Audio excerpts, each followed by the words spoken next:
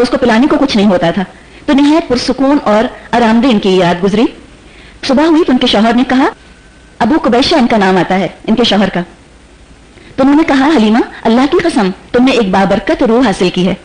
کہنے کو تو انہوں نے کہہ دیا, ان کو کیا اندازہ تھا کہ کتنی بابرکت روح انہوں نے حاصل کی ہے. اب قافلہ واپس جا رہا ہے اپنے ٹھکانے پر. اب وہی مریل گدھی جو سب سے پیچھے رہ جایا کرتی تھی, یاد ہے آپ لوگوں کو, فرماتی کہ وہ مریل گدھی اتنی تیز رفتار ہو گئی کہ سب سے آگے نکل گئی. گھروں کو واپس آئے. ظاہر ہے وہاں چارہ نہیں تھا جانوروں کے لیے, جانوروں کو بھی تو کھانا چاہیے ہوتا ہے, وہ کھائیں تو ان کا دودھ بنے گا. سارے قبیلے کی بکریاں جایا کرتی تھیں چرنے کے لیے, بھوکی واپس آتی تھیں, ان کے تھنوں میں کوئی خاص دودھ نہیں ہوتا تھا. حلیمہ سعدیہ کی بکریاں جب جاتی تھیں تو خوب سیر ہو کر, مطمئن ہو کر اور دودھ سے بھرے ہوئے تھن لے کر آیا کرتی تھیں. یہاں تک کہ لوگوں نے کہنا شروع کر دیا کہ جہاں حلیمہ اپنی بکریاں بھیجتی ہے, ہم بھی اپنی بکریاں وہاں بھیجیں تاکہ وہ بھی اسی طرح آسودہ ہو کر لوٹیں. وقت گزرتا گیا, اور کیا دیر لگتی ہے وقت گزرتے ہوئے, یہاں تک کہ بچے کا دودھ چھڑانے کا وقت آ گیا. 2 سال کا ہوتے ہوتے وہ فرماتی ہیں کہ بچہ بہت مضبوط اور طاقتور تھا.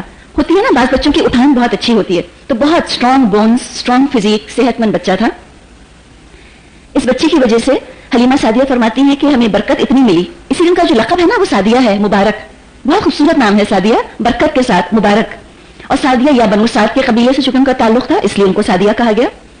اس بچے کی وجہ سے جو بھی کچھ برکتیں انہوں نے اپنے گھر میں اور اپنے جسم میں انہوں نے دیکھی تھی, تو نہ وہ نہ ان کے شوہر وہ نہیں چاہتے تھے کہ بچہ واپس جائے.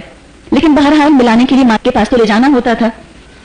تو بی بی آمنہ کے پاس محمد کو صلی اللہ علیہ وسلم ان کو ملانے کے لیے لے تو گئیں, لیکن پھر بہت اصرار کر کے واپس اپنے ساتھ لے آئیں.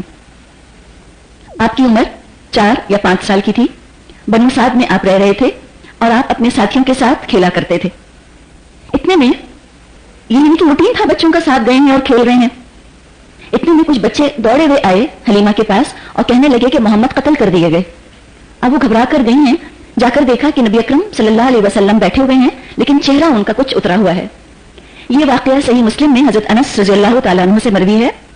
نبی اکرم صلی اللہ علیہ وسلم فرماتے ہیں اپنی اس واقعے کا ذکر کرتے ہوئے کہ میں یعنی کہ ایگزیکٹ الفاظ میں نہیں سنا رہی آپ کو حدیث کے, اس کا ایک خلاصہ بتا رہی ہوں. اللہ کے رسول نے فرمایا کہ وہ اپنے ساتھیوں کے ساتھ کھیل رہے تھے. اتنے میں جبریل امین تشریف لائے, حضور کو لٹایا, ان کا سینہ چاک کیا. یہ ہڈی ہوتی ہے نا اسٹرنم, یہ تو اب ہم کو پتا ہے. سینہ چاک کیا یعنی کہ یہ بریسٹ بون انہوں نے کھولی ہوگی. اسٹرنم کو کاٹ کے دل باہر نکالا اور اس میں سے ایک کالا ٹکڑا نکال کر الگ کر دیا. فرمایا یہ تم میں سے شیطان کا حصہ ہے. اس کے بعد دل کو ایک برتن میں برف اور زمزم کے پانی میں رکھا, اس کو دھویا, اور اس کے بعد دوبارہ دل کو اس کی جگہ پر رکھا اور سینہ جوڑ دیا. یہ واقعہ بچوں نے بھی دیکھا. تبھی وہ دوڑے ہوئے آئے اور کہا کہ محمد قتل کر دیے گئے.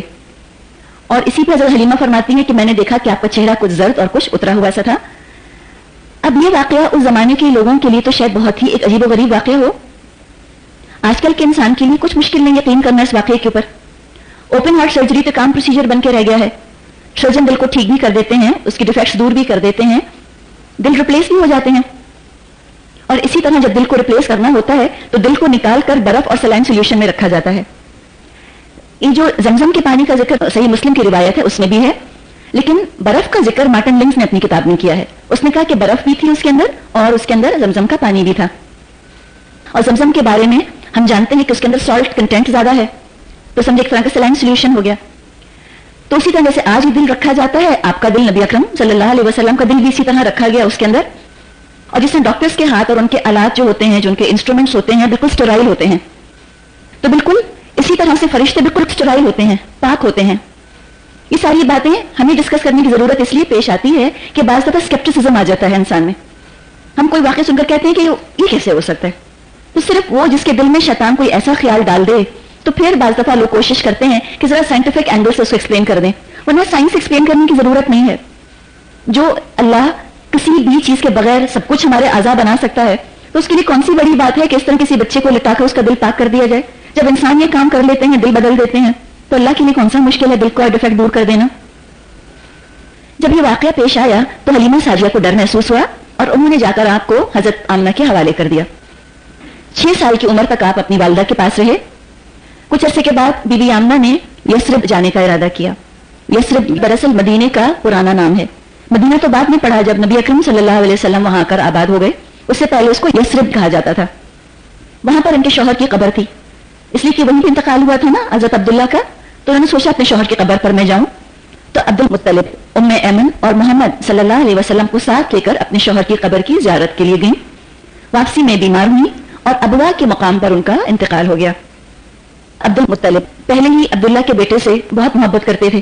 ایک تو ظاہر بہت شہید تھے بیٹے کی اولاد، اب خود اللہ کے رسول صلی اللہ علیہ وسلم کی اپنی خوبیاں بہت تھیں. ماں کے انتقال کے بعد تو ان کے جذبات میں پھر اور بھی اضافہ ہو گیا، اور بھی رحم اور ایک محبت کا چشمہ پھوٹ بہا ہوگا ان کے دل سے مزید. تو 6 سال کے پوتے پر انہوں نے اپنی محبت نچھاور کر دی، بڑوں جیسی ان کو عزت دیا کرتے تھے. ابن ہشام کا بیان ہے کہ خانہ کعبہ کے سائے میں ان کے لیے فرش بچھایا جاتا تھا، اور ان کے سارے بیٹے حمزہ تک کو اجازت نہیں تھی کوئی اس فرش پر آ کر بیٹھے.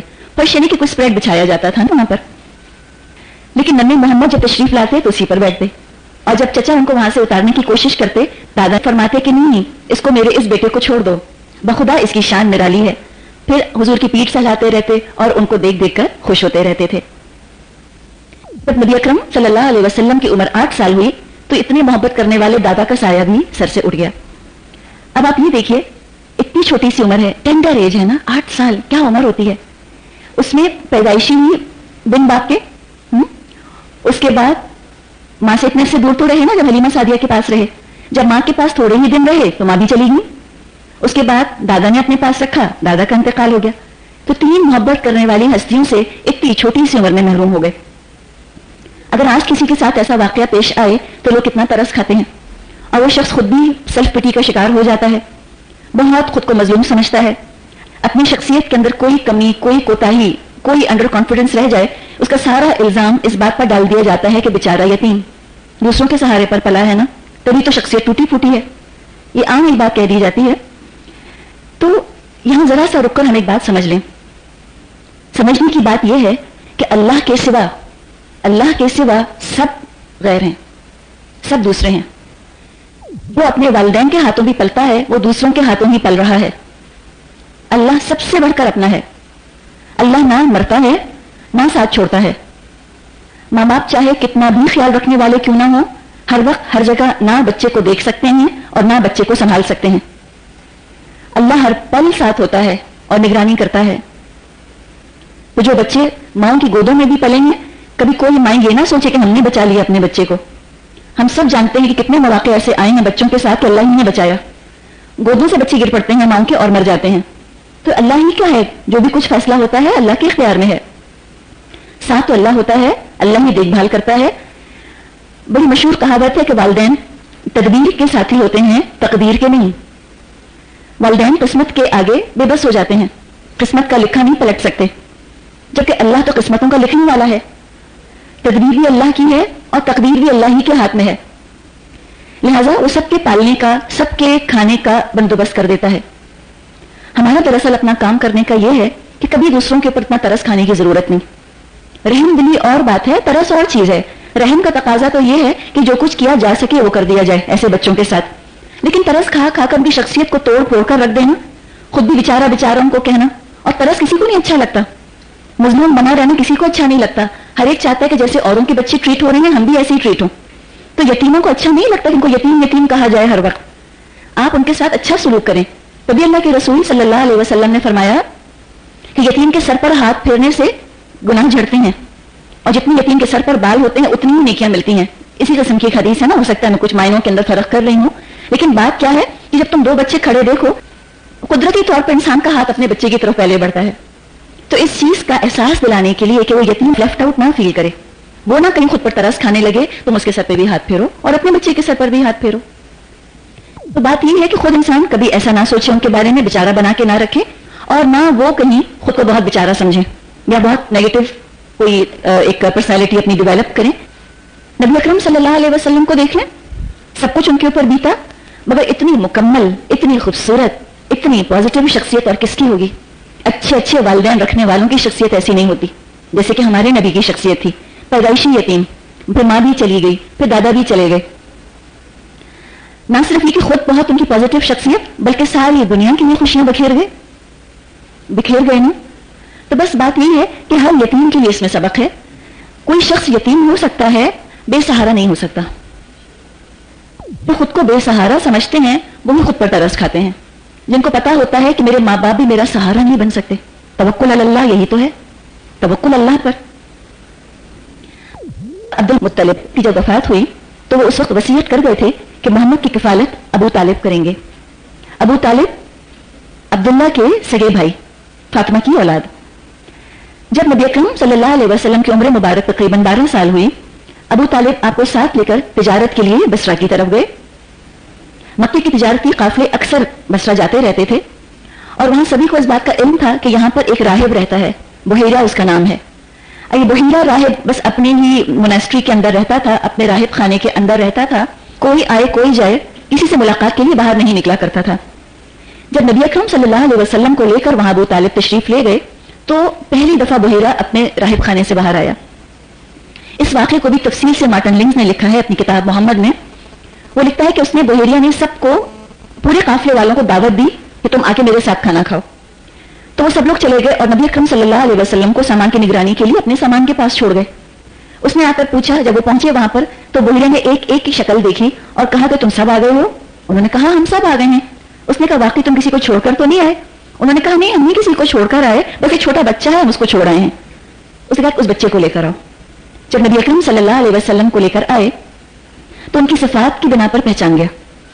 انہوں نے نبوت دیکھی اور پہلے تو قسم دی, کہا کہ میں تم کو لات اور عزا کی قسم دیتا ہوں, تم کو سچ سچ بتاؤ.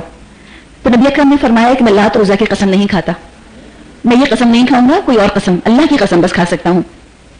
یہ بھی نشانیاں چیک کر رہا تھا نا وہ. تو آپ دیکھیں نا کتنی ویل نون تھی یہ بات, کتنی زیادہ تھی. تبھی تو آتا ہے کہ یعرفونہ کما یعرفون ابناءہم.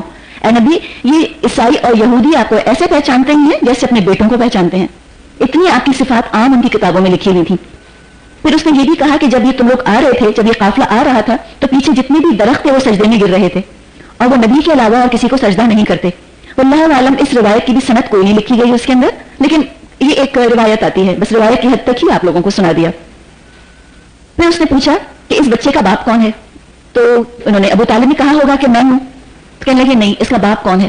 تو بتایا کہ اس کے باپ کا تو انتقال ہو گیا. کہنے لگے کہ ہاں یہ نشانی ہمارے یہاں موجود ہے کہ جو آخری نبی ہوں گے وہ یتیم ہوں گے, ان کے باپ نہیں ہوں گے. ہر چیز ویریفائی کر لی. اس کے بعد ابو طالب سے بحیرہ نے کہا کہ تم اس کو واپس لے جاؤ اور تم یہودیوں سے اس کو بچانا. یہ بھی کہہ دیا.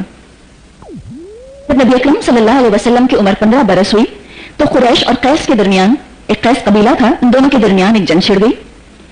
اس میں قریش اور ان کے ساتھی بنو کنانہ جیت گئے. خود نبی اکرم صلی اللہ علیہ وسلم نے بھی بس اس طرح شرکت کی کہ وہ تیر اٹھا اٹھا کر اپنے چچاؤں کو دیا کرتے تھے.